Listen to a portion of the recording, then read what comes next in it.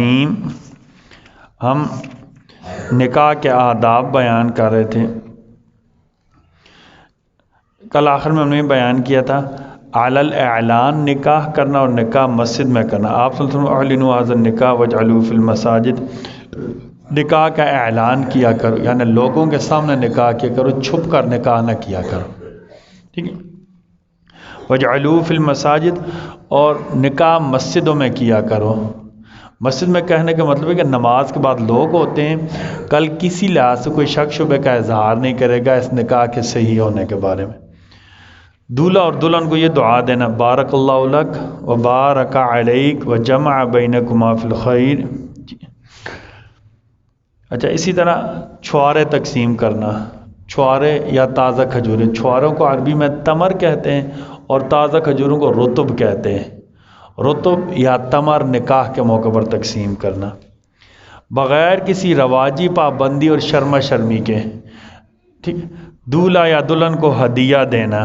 دولہا یا دلہن سیدہ زینب رضی اللہ تعالیٰ عنہ نبی کریم صلی اللہ علیہ وسلم کی بڑی بیٹی تھی. آپ صلی اللہ علیہ وسلم کی 4 بیٹیاں ہیں. کتنی بیٹیاں ہیں؟ 4. یہ پکا یاد رکھیں، کبھی نہیں بھولنا. آپ صلی اللہ علیہ وسلم کی کتنی بیٹیاں ہیں؟ 4. زینب، رقیہ، ام کلثوم اور فاطمہ رضی اللہ تعالی عنہن اجمعین. ٹھیک ہے. چاروں بیٹیوں کے نام یاد رکھنے. سب سے بڑی زینب، پھر رقیہ، پھر ام کلثوم، پھر فاطمہ. ٹھیک ہے. آپ صلی اللہ علیہ وسلم کی سب سے بڑی بیٹی سیدہ زینب کا نکاح ہوا نا، تو ام سلیم جو نبی کریم صلی اللہ علیہ وسلم کے رشتے میں خالہ لگتی تھی، انہوں نے آپ صلی اللہ علیہ وسلم کو ہدیہ دیا. یہ جو ہمارے ہاں نیندرا دیا جاتا ہے نا، یہ رواجی اور شرما شرمی کا ایک قسم ہے. یار لوگ آئے ہیں، بندوں نے بلایا، کاپی میں نام لکھا ہوا نہیں ہوگا تو برا ہوگا، یہ جائز نہیں ہے. ٹھیک ہے. اچھا، اسی طرح کیا کہتے ہیں، نیندر دینے میں ایک قواعد یہ بھی ہوتی ہے کہ ہمارے بیٹے کی شادی ہوئی تھی، ہماری بچی کی شادی ہوئی تھی، تو انہوں نے 500 دیا تھا، ہم کم از کم 500 تو دیں گے. تحفہ وہ ہوتا ہے جس کا متبادل یا جس کے بدلے کوئی چیز لینی نہ ہو.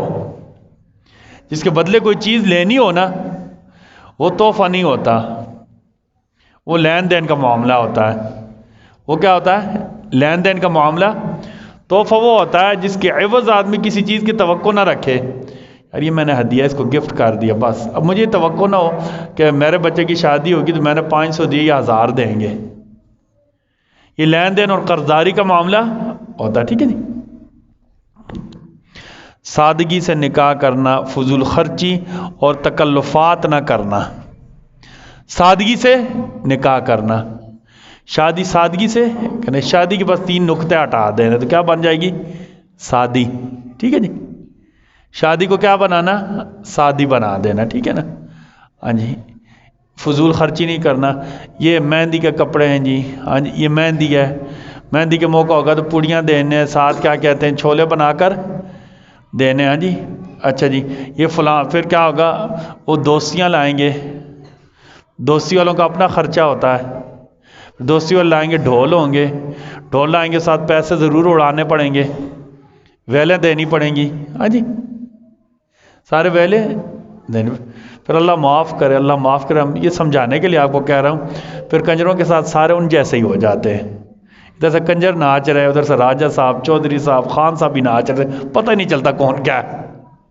اللہ پر یقین کر، سارے مکس ہو جاتے، کوئی پتہ نہیں چلتا، اچار بن جاتا ہے. ٹھیک ہے جی. اور پھر دوستی آئے گی. اچھا دوستی کا خرچہ ہوگا جی، پھر اس سے بڑا خرچہ یہ پڑ جائے گا، وانڈش کی خلاف ورزی کی ہے، پولیس نے چھاپا مار دیا، ان کو لادہ دینے پڑیں گے. اللہ، یہ فضول خرچی کی ساری قسمیں. ٹھیک ہے. یہ شادی نہیں ہے، یہ شادی کو روکنے والی چیزیں ہیں.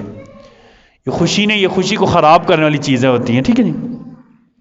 رسومات سے بالکل ہی احترام، بالکل رسومات چھوڑ دینا، بالکل رسومات چھوڑ دینا. یہ فلانی رسم ہے، یہ فلانی رسم ہے، یہ فلانی رسم ہے، یہ فلانی رسم ہے. ٹھیک ہے نا. ان کو چھوڑ دینا. کیوں بھلا، کیا سمجھ کر چھوڑ دینا؟ اللہ اور اس کے رسول مجھ سے راضی ہو جائیں. ٹھیک ہے.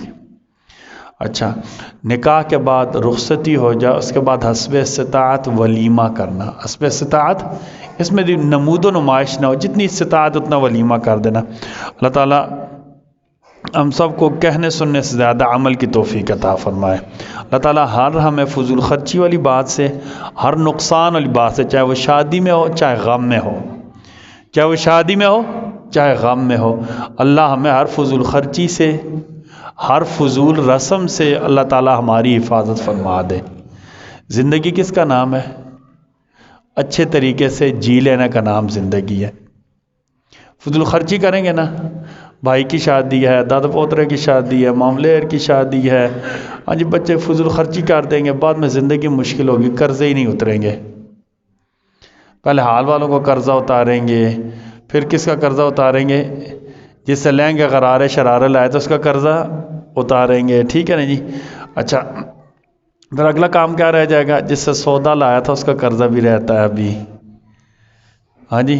پھر پتہ چلے گا کیا کہتے ہیں، ابھی کسائی کا قرضہ بھی رہتا ہے، اسے بھی یہ قرضے نہیں اتریں گے۔